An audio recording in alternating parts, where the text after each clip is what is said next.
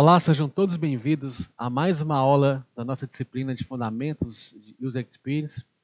E nesse capítulo 2 nós estamos tratando exclusivamente sobre pesquisa de usuários, né? E nessa aula do capítulo 2 vamos falar sobre personas. Na aula anterior nós já introduzimos o assunto aí de modelagem de usuários e já vimos que personas é uma técnica talvez a mais difundida entre muitas outras de modelagem de usuários, de como entender os nossos usuários e entender como eles se comportam, criar uma estrutura que nos permite entender os nossos usuários e principalmente comunicar à equipe como são os nossos usuários, né? Então as pessoas elas têm essa grande utilidade aí. Nós vamos falar hoje sobre o que são essas pessoas, né? E principalmente como as pessoas podem ser úteis para o nosso projeto. A gente vai falar então o que é e vamos entender, fazer esse link entre a persona e a utilidade dentro do nosso projeto de desenvolvimento de produtos interativos sobretudo, ok? Então vamos a eles. Bom, personas, como já dito, é uma técnica de modelagem de usuários, né? É uma das técnicas de modelagem de usuários e é a técnica mais difundida de todas. E essa técnica ela utiliza pessoas fictícias ou personagens fictícios que nos ajudam a entender quem são nossos usuários. É uma técnica considerada barata, ela é fácil de fazer, ela tem esse aspecto lúdico, né? Ela é um tanto divertida, ela engaja a equipe, então ela tem esse caráter também de engajamento ali da equipe, de querer entender quem são as pessoas, os usuários, né? Então, a técnica de personas ela tem essa característica que é bastante legal de ser aplicada dentro da nossa empresa. A persona ela é como uma ficha de RPG, para quem joga RPG aí, né? É como se, para quem não joga RPG, é como se fossem aquelas fichas desses filmes policiais em que a pessoa chega com uma pasta e ela abre uma pasta e tem uma série de papéis com uma foto grampeada ali na ponta, ali no canto, e uma série de coisas falando a respeito desse suspeito, né, dessa pessoa ser investigada. Então, a persona ela tem esse aspecto, né, essa aparência. Parece uma ficha RPG ou parece uma ficha policial ali com uma foto e tal, mas é uma maneira gráfica de apresentar um usuário fictício, um usuário que é um personagem, né? E ela foi mencionada a primeira vez no livro The Inmates Are Running the Asylum. É um livro que é excelente, é um livro que eu recomendo fortemente vocês lerem, é um livro que abre a cabeça mesmo da gente, né? Eu acabei de falar a palavra fictício. E fictício não é falso, né? As pessoas, elas são um arquétipo de usuário. E arquétipo é o arquétipo na mesma concepção utilizada na psicologia, né? É um modelo de pessoa, é uma maneira de apresentar uma personalidade. Então, ela é um arquétipo de usuário. Ela foi ela é baseada em alguma pesquisa, em alguma observação, e por isso a persona ela é representativa. Ela pode não existir, é um personagem fictício, mas ele representa uma população de usuários. Ele representa um daqueles segmentos que a gente falou na aula passada, que dos agrupamentos que nós enxergamos ali, né? Aquela distinção entre a população de usuários, aqueles grupinhos que nós vimos. Então, essa persona, apesar de ser fictícia, ela pode ser representativa desse grupo de usuários. Então, é muito importante a gente ter essa noção de que fictício é diferente de falso. Falso é uma coisa totalmente desconexa, totalmente inventada e totalmente sem nenhuma ligação com a realidade. E a persona não, a persona ela é fictícia. A persona, o Alan Cooper fala muito isso, para você ver se uma persona ela realmente é representativa, ela deve te lembrar alguém real. A persona ela deve te lembrar de alguém que realmente existe, de alguém que realmente você observou ali durante a sua pesquisa, a sua observação. Então, fictício é diferente de falso, ok? como eu acabei de dizer, as personas elas são um perfil representativo de comportamentos e atividades, né? E esses comportamentos e atividades elas estão dentro de um contexto, elas são desconexas de nenhum contexto. Elas têm sim um contexto de vida, de cultura, de motivações e uma série de outros fatores que podem interferir nessa composição aí da persona, né? E as personas ah, elas são uma representação gráfica e elas são dispostas graficamente no formato de prancha. Ó. Prancha pode ser um papel A4 mesmo, em que você imprime essa ficha de RPG, né? Uma foto, um nome, uma característica relevante, algumas habilidades, alguns comportamentos e algumas motivações que norteiam aí essa essa essa persona, né? E como eu disse, as personas são utilizadas não só dentro do design de interação, não só no X, mas no marketing, né? E outras áreas também, é, até no jornalismo, né? Depois procure saber sobre a persona utilizada pelo Fantástico, né? Da Rede Globo. Veja bem, esse aqui é um exemplo de uma persona, de uma prancha de persona simples, né?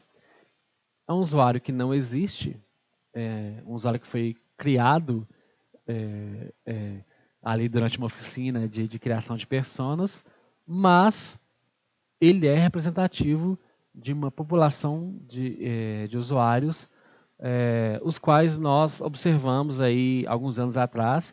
Essa é uma persona criada para um projeto do qual eu participei, e ele sim é representativo.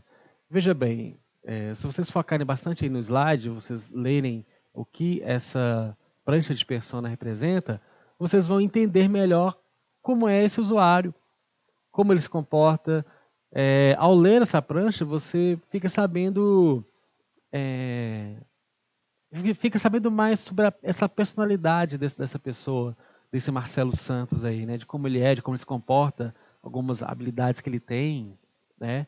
Ele é um engenheiro eletricista, tem 45 anos, ele tem um aspecto bastante otimista, espontâneo, meio desorganizado, ele não gosta muito de planejar as coisas, né? A habilidade dele com computador e informática de 0 a 10 ali é 7, internet seria 9, e ele é um deficiente físico. E apesar de ter perdido, se não me engano, um dos braços, né? Isso mesmo, ele perdeu um dos braços fazendo numa trilha de motocross, por exemplo. Então, você já sabe que o cara é otimista, que ele tem 45 anos, né? Um cara de meia idade ali, 45 anos, otimista, perdeu um braço praticando motocross, ele tem uma veia esportiva, e ele toca numa banda, né? E ainda pretende continuar tocando mesmo com um dos braços. Então você vê que ele tem uma personalidade muito, muito distinta. E quando a gente começa a ler sobre essa persona, a gente começa a entender mais e criar algo que é muito importante para quem trabalha com o X, que é afinidade, que é a empatia, né? A empatia, nesse caso, é muito importante você ter uma empatia com o seu público para saber criar coisas melhores e mais consistentes com esse público, ok? As pessoas também são muito eficazes para que a gente possa comunicar para a nossa equipe alguns dados sobre a nossa população e nos ajudar a tomar decisões mais acertadas, né? Por exemplo, é muito mais fácil a gente falar assim, olha, essa ferramenta de busca, ou essa caixa de busca, ou essa tela modal, ou esse formulário vai ser muito complicado para o Marcelo Santos usar. É muito mais fácil falar isso do que falar assim, olha, uma quantidade bem representativa de nossos usuários podendo compreender como funciona esse formulário e tudo mais, né? Esse campo, esse slider, ou o que for. Então, é muito mais fácil você falar assim, olha, Marcelo Santos não vai entender isso. Né? Vamos mudar esse desenho dessa tela, vamos mudar essa interface para que o Marcelo Santos consiga realmente entender e utilizar e gostar do nosso produto, que é o principal. Né? Então, eu já participei de algumas discussões até acaloradas, né, sobre esse aspecto, em que a gente chegava num impasse, a gente chegava no momento em que o designer queria uma coisa, mas o desenvolvedor pensava em outra e o cliente queria outra, e a gente ficava ali naquele impasse. Mas quando a gente parava de discutir, olhava para a parede e via a persona lá pregada na parede, a gente olhava e falava assim, realmente é melhor desenhar a tela desse jeito do que de outra maneira. É melhor fazer assim, senão o Marcelo não vai entender. Tá vendo como é importante deixar a persona bem clara, bem visível, ali no seu ambiente de desenvolvimento, né? A persona ela tem esse caráter também de eliminar impasses, de limar discussões, né? Então é muito importante que a persona seja bem comunicada, ok?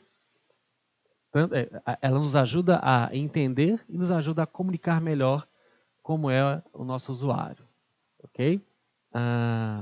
As pessoas ela tem uma grande utilidade de otimizar o processo de desenvolvimento, né?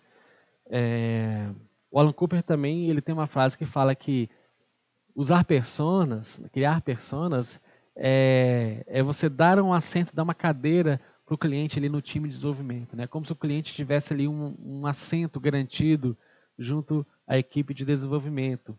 Então, isso é muito importante porque nos ajuda a errar menos, a criar produtos que sejam mais aderentes ao valor do negócio e à nossa população de usuários, né? Lembrando que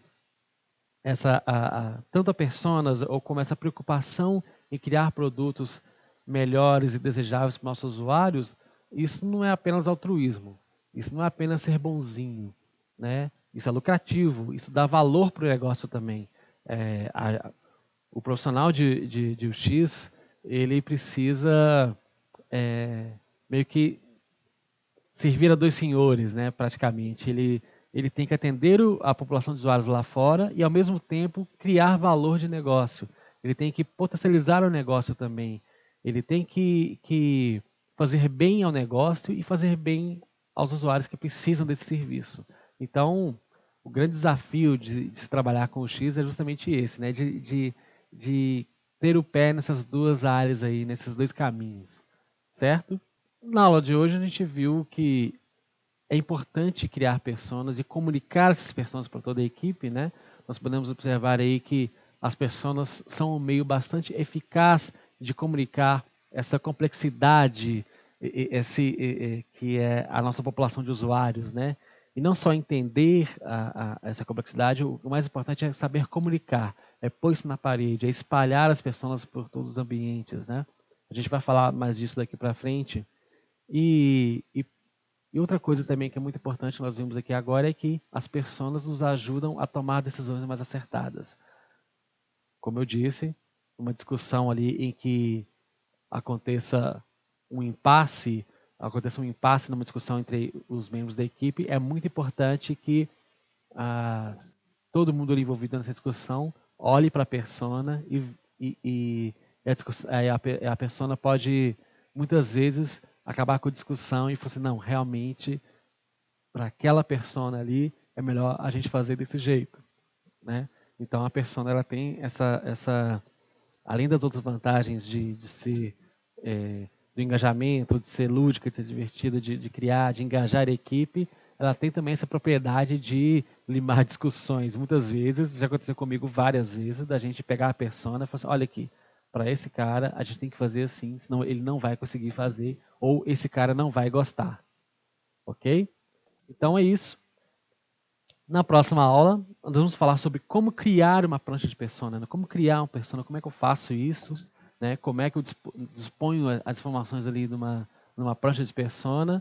E vamos mostrar alguns exemplos práticos de personas criadas, de como a gente pode adotar esses modelos, até um template que eu vou deixar para vocês aí, vocês podem utilizar e adotar as personas aí no seu projeto e na sua empresa. Ok? Então, até a próxima e muito obrigado.